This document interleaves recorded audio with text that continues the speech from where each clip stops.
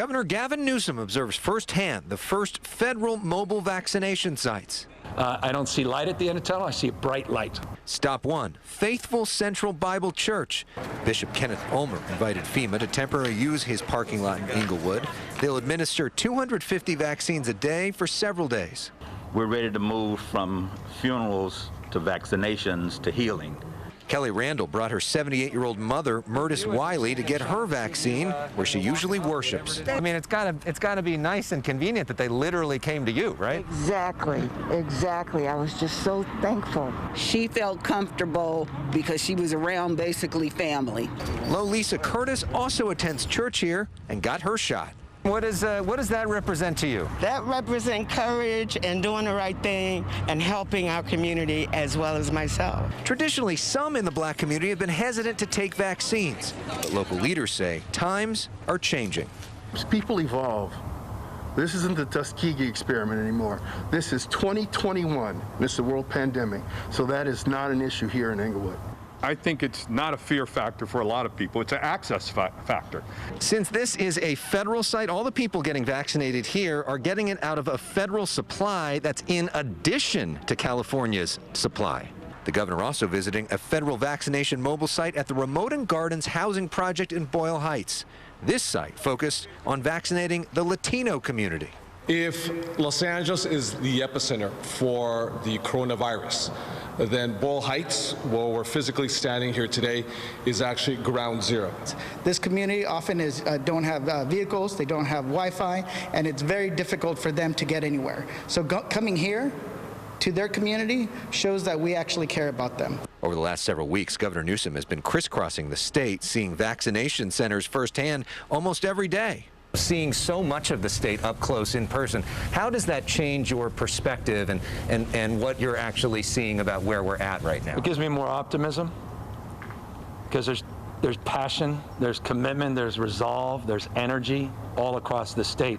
But across the state, there has been tension over the issue of reopening schools. We discussed it during an exclusive interview for our political show, The Issue Is. Frankly, at this stage, there's nothing that's holding us back. It's a question now of leadership, demonstrable leadership. Get it done. I asked, does every teacher need to be vaccinated before kids can go back to school, as some teachers' unions require? But that should not be the limiting factor in terms of being able to get our youngest kids safely back into school. The data, the science bears out we can do that. So what do you say specifically to the teachers' unions that are concerned, that are petrified of going back into school and that are saying we don't feel safe? I have reverence for teachers. Totally respect their strong advocacy to demand that we do this safely. And all I'm saying is we can. I asked him about the increasingly likely possibility he'll face a recall election, and he quickly changed the subject. But there also is some angst with some Democrats who voted for you and are frustrated by the state of the state, frustrated on the pandemic response.